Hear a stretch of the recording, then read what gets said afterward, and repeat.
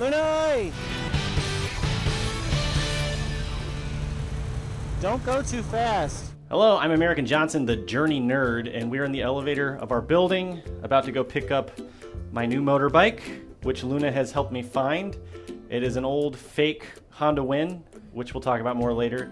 But this is part of Project Che. I've got on all my armor because we're gonna go on the highway and that scares me. But Luna is wearing no armor whatsoever.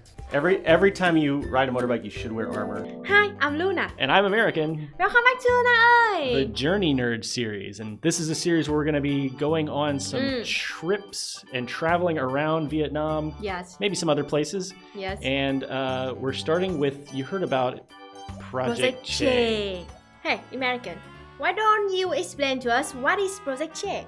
Project Che is our vision for a new and convenient way of traveling Vietnam, because we want to take more motorcycle trips, but we have to keep running these YouTube channels and do, you know, and taking care of business, as it were. So we have to bring cameras and computers and that sort of thing, and it's hard to fit all that stuff onto a little motorbike. So I used to ride a Sidecar motorcycle a few years ago. And I thought, well, it would be really cool if we had a Sidecar in Vietnam, because then we can fit more gear on it and be more comfortable. I agree with that, totally. Luna could just kick back and relax in the Sidecar. So that's the plan. That's the plan for Project Che. So in this video series, we're going to go through the process of building the motorbike. We're going to get it custom built. And then we'll start going on some adventures with it, right? Yes, yes. So what was the first step? Okay, first step, I thought about one of my friends. He was a real Vietnamese traveler. He loves traveling on his motorbike, and so I text him in Facebook.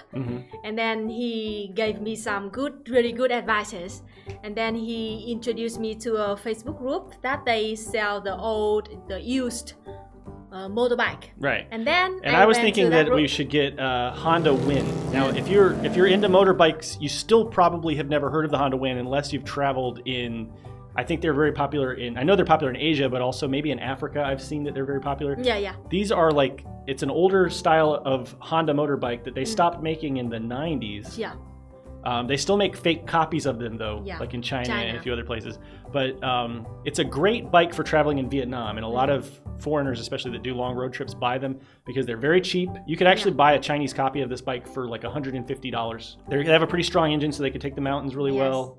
They're really popular with like farmers and people that live in the mountains for that reason. And if your motorbike is broken, all Vietnamese mechanic can fix it. That's why I want a Win. That's my number one criteria. Because if you're in Vietnam, there are lots of mechanics that can fix motorbikes everywhere you go. But they can only work on a few. Like there's a few motorbikes that are really popular, and the Honda Win is like universal. They're all over the place. So we wanted to get a bike that would be easy to fix if and when it breaks. Something that had a pretty strong engine, and something that would look cool. This is another cool part of it. It's kind of small because our road also small. And thanks for my friend, I found a really good Honda Win on a Facebook group. We had to go for maybe 1 hour on the street, on the big road, to get that motorbike. It's raining, so Luna went up to get our raincoat, Vietnamese motorbike poncho. This is Luna's little motorbike here. It's a real Honda, which is very rare in Vietnam. You see a lot of fake Chinese copies here, but this is the real deal Honda Vision. It was raining heavily, and we had to go on the big highway.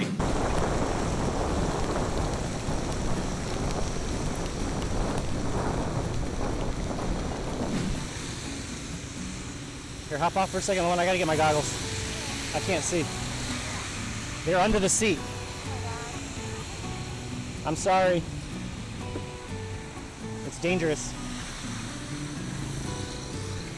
Well, finally, after nearly 1 hour driving under the heavy rain, we finally reached the appointment place, and we will wait for the owner of the motorbike to bring the motorbike to us. So we drank something called Nước Mía, which means sugarcane water, sugarcane juice. What is this? This is sugarcane juice. Really famous and cheap juice. You can find it all over Vietnam. How much does it cost? 10,000 VND for one cup of this. Like less than 50 cents? Yeah, less than 50 cents. And price in Hanoi. It may be in the other province, it's just less than 25 cents. I'm ugly. What are we doing right now? I'm not tightening my hair. No, why are we here? We are waiting for the owner of the motorbike to come. We're pretty far away, right? Yeah, it's far away from Hanoi. It's in a different province. But at least it stopped raining. Yeah, it stopped raining now. It's like, what are we doing now? Tying my hair? Oh, it's hilarious. Jesus Okay, Christ.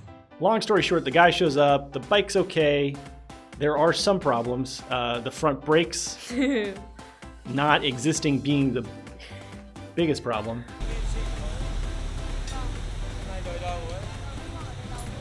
Then we drive a few days later, right? Yeah. Yes, a few days later. We drive to get the sidecar attached.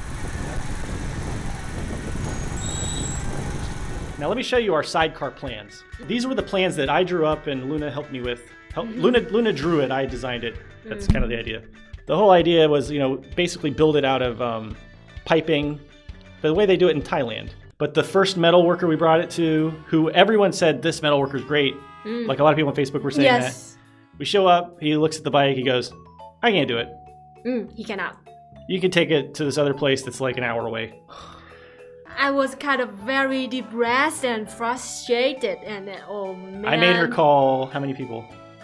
She wanted to give up pretty early. And I was like, no, you gotta keep calling. I know this is possible. Because I know it's possible because I've seen so many motorbikes with sidecars in Vietnam. But I'm the one who has to do everything for him. He just stand there. For Project Che. Okay. She talked to one guy. This was hilarious. Yes. And she was like, can you make a sidecar for this motorbike? And he said, yeah, but it's a lot of work. I don't want to do it. Yes. I'm too busy. So then we were like, okay, well, there were some other issues with like the engine and stuff. We wanted to get it checked out. And finally we have to fix the engine if we want to Luna ride it. has a really good mechanic. Tell everybody how you met this mechanic. Yeah, this mechanic is when I moved to my old apartment. At that time, that guy was right next to our apartment, but at that time I didn't pay attention to him at all. One time my roommate had a wreck, motorbike wreck, on the street near the mechanic, and when she was very scared and hurt, but the other guys just blame everything on her. So they're having this big argument, like whose fault was it? Blah blah blah. Right in front of this mechanic shop. Yes. And that guy, the owner of the mechanic shop, show up and try to protect my roommates and told everybody that, oh, come on, this is just a girl and she's hurt and she cannot move her motorbike.